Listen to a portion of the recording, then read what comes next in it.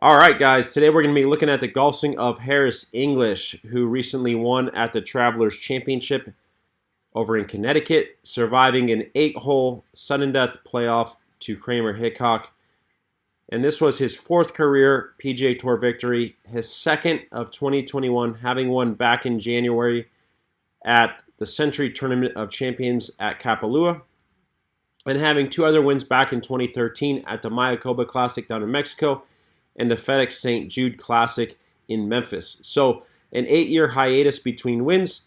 Obviously, his wins come in pairs, so it's nice to see him back in the winner's circle, and hopefully his next win comes a little bit sooner. And with how he's playing, I would definitely guess that that will happen. Currently working with Justin Parsons out of Sea Island, Georgia, and I saw a few videos last week of things that they like to work on, drills that Harris keeps going back to, things that he worked on even when he was a child. And I think that's really important. I think, sometimes when guys get to this level, it's very hard to change certain patterns because of how ingrained and how many reps and how many miles they have on the current pattern. And so kudos to Justin for kind of working around that and helping him kind of manage that. Now, when I saw his swing back in January when he won, and to be honest with you, it wasn't a swing I paid too much attention to, I thought, wow, that is a very good representation of things that I like to see in a golf swing, okay? Now, at the same time, I wouldn't say this is a swing that is built for power and speed. To clarify, he's not a short hitter by any means, but I definitely wouldn't put Harris in the category of a bomber. And right now, I would probably have three people in that category, which would be Bryson, it would be Wilco Niebuhr, and it would also be Cameron Champ. Maybe I missed someone. If I did miss anyone, leave a comment below and tell me if you agree with that list or if you don't agree. I probably wouldn't even put Rory or Dustin into that category. Now, like I said, those guys hit it very far, but we're talking about the elite of the elite, the guys that have really separated themselves in the club head speed category. But that being said, when I looked at Harris's swing, I thought there was a lot of things that if I had to build a swing around precision, I would definitely implement things that Harris has in his swing into the swing that I was trying to help. And we'll talk about those as we get further into this analysis as well. So, starting with this setup, we're going to actually start with this face-on view here on the right, okay? And if I draw a line down the outside of his right shoulder down to his feet, okay, and the outside of his left shoulder down to his feet, okay, we can see that his body is pretty symmetrical between those lines. We can maybe argue that we can see a little bit more of his left heel than his right. In my opinion, that could be a little bit of parallax there. It could also be a little bit more flare. His left foot has a little bit more flare. Now, expanding on the parallax there, guys, remember this is real. If your camera angle is slightly off in terms of how perpendicular it is to your body, it can distort what we're actually seeing. And a lot of times people end up chasing things that they see based off poor camera angles. And in my opinion, you're going down a rabbit hole. You're essentially making a change you don't have to make. So be careful of that. It's something that I'm always kind of conscious of when I'm looking at things on 2D. Now, expanding on the foot flare, okay? Starting with his right or trail-sided foot flare, I'd say he has roughly about, 10 to 20 degrees of foot flare, give or take. I'd say that's a decent neutral number. Anything more might affect his ability to load the right hip. Anything less might give up a little bit of range of motion and possibly affect how he turns back. Lead side has a little bit more. Mr. Hogan had a similar setup where his right foot maybe had 10 degrees of flare and his left foot obviously had a little bit more, somewhere in the 35-degree range, give or take. So obviously taking a page out of Mr. Hogan's setup there.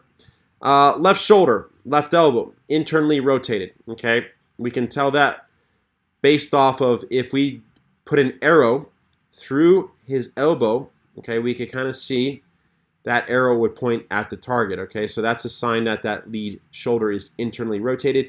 Two benefits of that is, one, the forearms don't have to do as much rotating in the backswing and the downswing because it's already kind of preset in that position.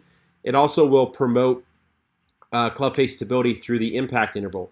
If he keeps that elbow working towards the target, that will keep the face very stable. So we'll expand on that as we get down to P7 or impact. Trail shoulder is also internally rotated, and the same thing holds true. If we put an arrow through his elbow, we can see that it points a little bit more away from the target. That relationship of the trail shoulder being a little bit more internally rotated allows him to have an attachment that's a little bit weaker, and we can basically see that relationship in terms of how his right hand sits a little bit more on top of the shaft, which in my opinion I would basically categorize that as a weaker right hand. We know that weaker right hands typically relate to more of an open club face, so it will be interesting to see how Harris creates a matchup with that throughout the course of his swing. Now, if that trail shoulder was externally rotated, we would actually see that right elbow point back at his right rib cage. A lot of times players who do that will have the right hand a lot stronger or on the back side of the shaft to where that V actually points outside the right shoulder, okay? So it's important to look at that matchup and address and figure out how players maneuver that throughout the course of their swing.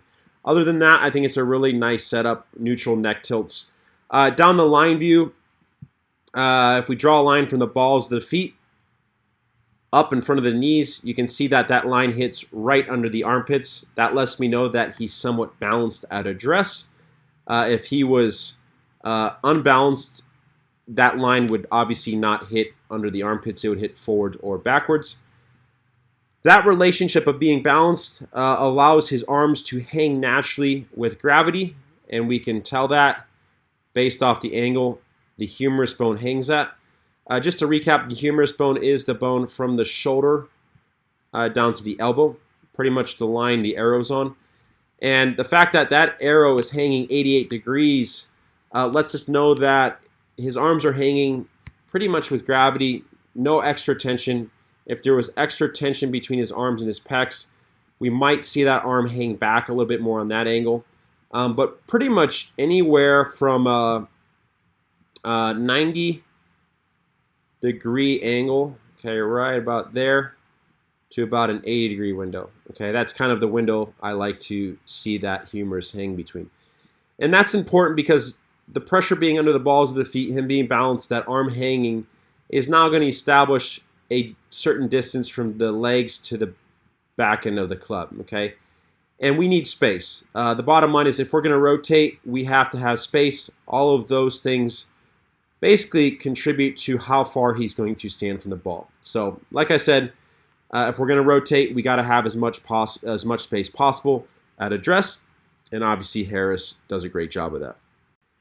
Building off that, we're going to look at the start of his swing now from the face-on view and the down-the-line view. Now, guys, I do have circles around the ball, and the reason for that is these cameras are moving a little bit. I just want to give you guys an idea of how much the camera is moving.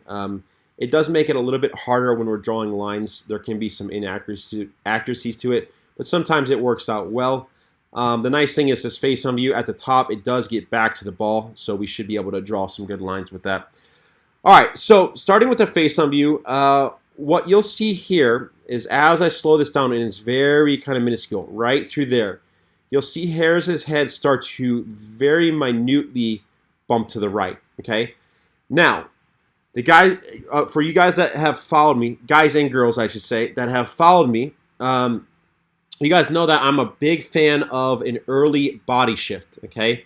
Now, the reason for that is the early body shift to the right allows us to create momentum. It allows us to get energy into the swing.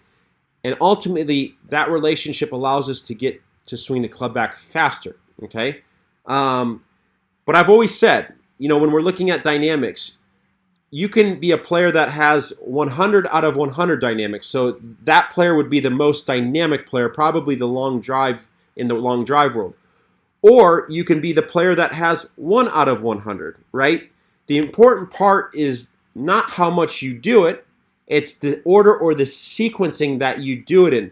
And obviously, I would put Harris into the 1 out of 100 category, but the fact he's moving his body slightly to the right early lets us know that he's getting the sequence right, okay?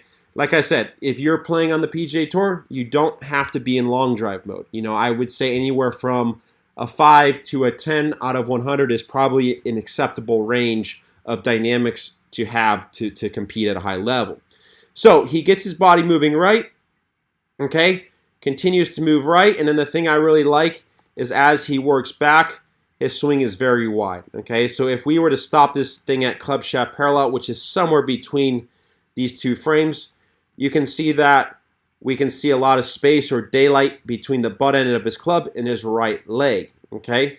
What that does is that's telling us the rates of wrist hinge or wrist cock or radial deviation, whatever you like to call it, is happening very slow. Usually when that happens slower, the body is a lot more active and is turning more efficiently, okay? This is something that I typically like to see in golf swings. Now, down the line view, as this goes back, okay, you'll see the club head stays outside of the hands, okay? And this is something that Justin Parsons talked about Harris likes to work on, okay? So one of the drills they do is they'll actually put a shaft down the heel line of the golf club, and then they'll put a stick in the ground a few feet back away from the target, and their goal is to keep that club head outside of that as this goes back, okay? So when he gets back to roughly club shaft parallel, once again, in between frames, you can see that that face angle is matching that spine angle, okay?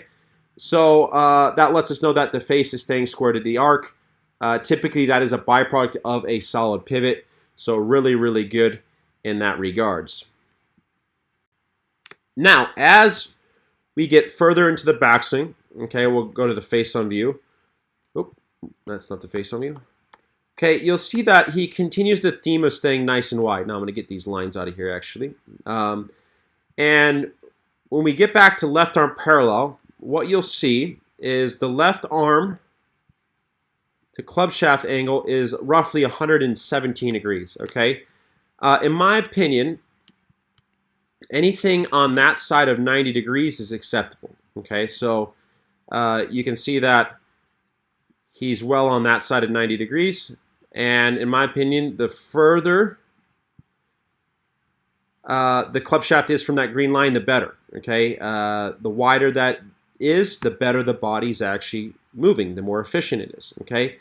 From a source of power standpoint too, the longer we could keep those arms and wrists quiet, the less likely we're going to pull on the shaft through the transition. And that relationship definitely affects how our body rotates. Down the line view, he continues to go up. Now, the interesting thing about this is as he goes back, I would say his arm maybe slightly loads across the pec this way. His club head was outside the hands, but I do think that there is a little bit of that arm loading across the chest that does stand the shaft up a little bit more vertical. In my opinion, if we're going to err, I'd rather err in the backswing on the side of vertical, because typically a vertical shaft will always shallow in the downswing.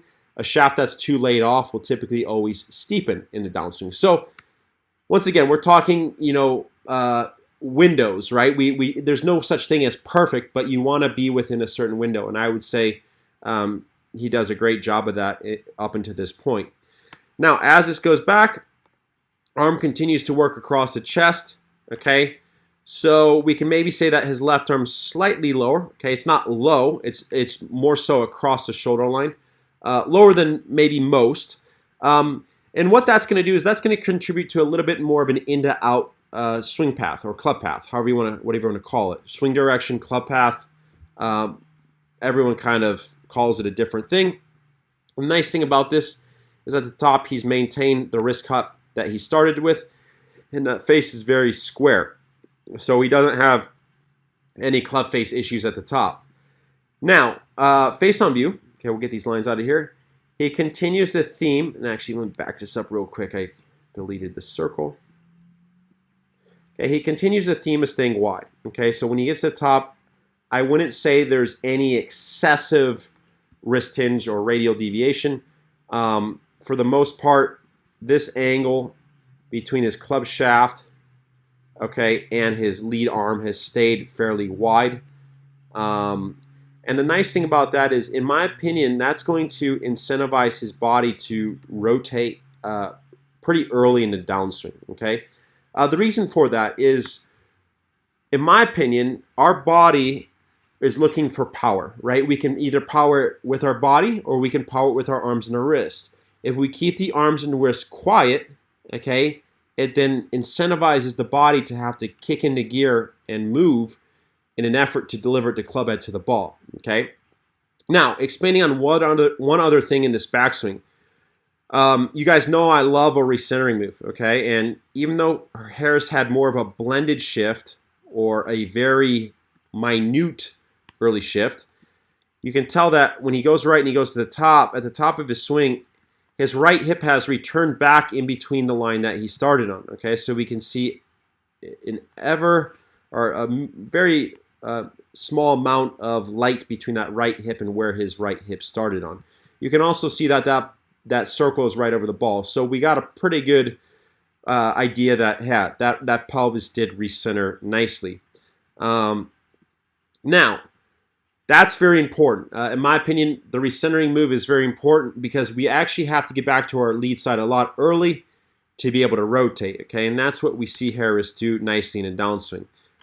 Starting with the down the line view, pelvis starts to go, arm loads across the chest, knees square up by left arm parallel, okay? So we see the knees square up by left arm parallel.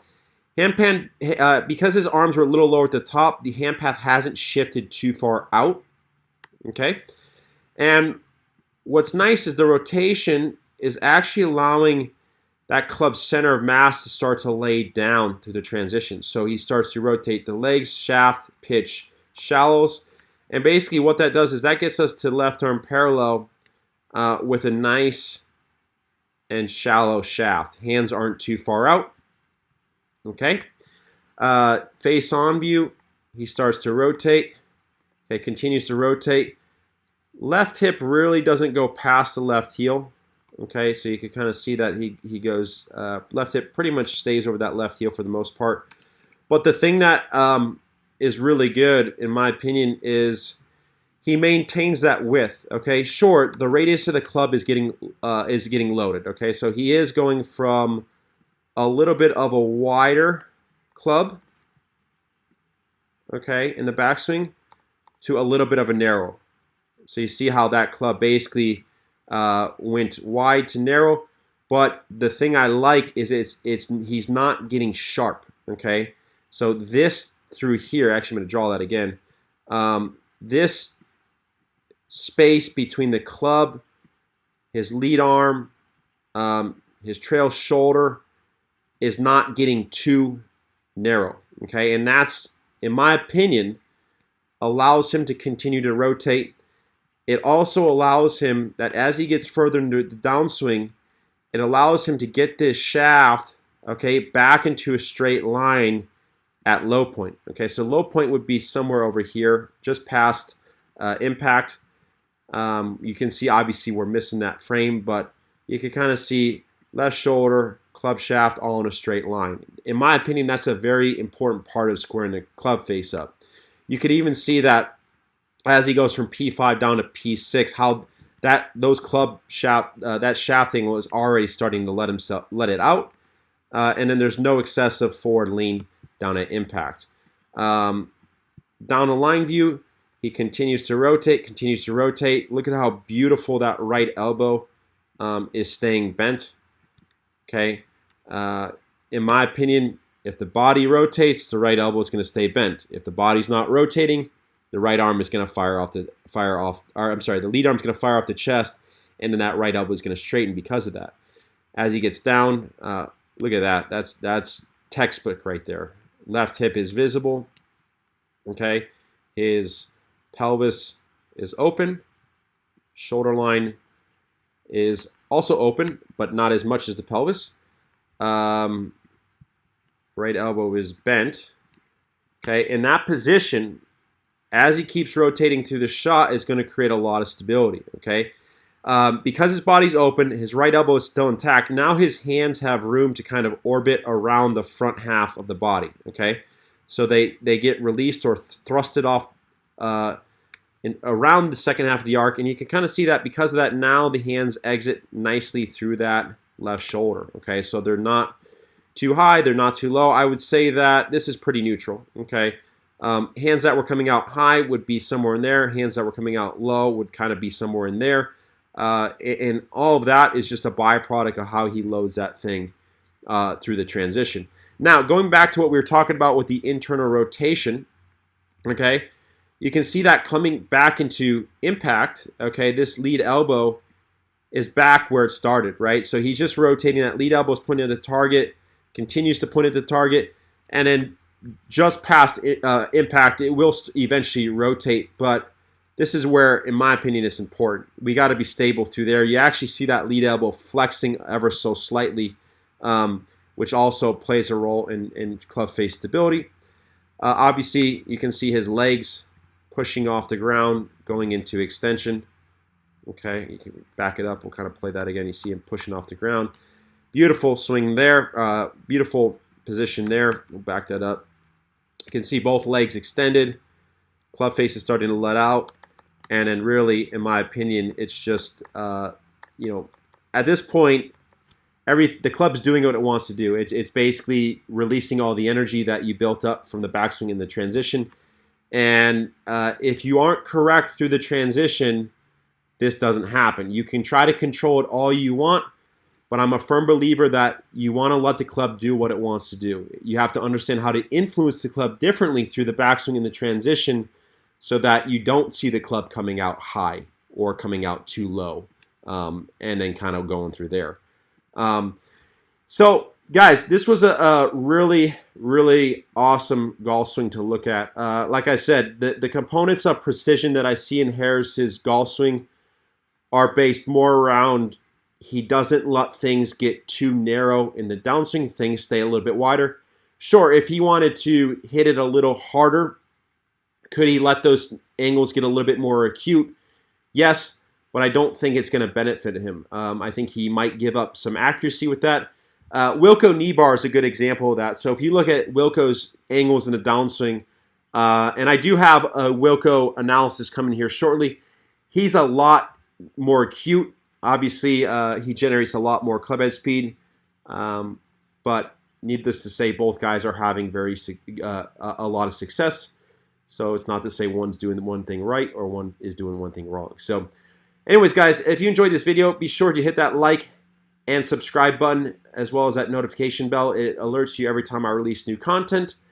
And if you could give me leave a comment below of other swings that you guys would like to see me analyze. And if you are enjoying this portion of the YouTube channel, I think this is a great way to kind of go through and hold myself accountable and look to see how guys get it done different ways. That way, we're never getting closed-minded and stuck in our own philosophy. So other than that, I hope you guys have a great day. We'll see you next time.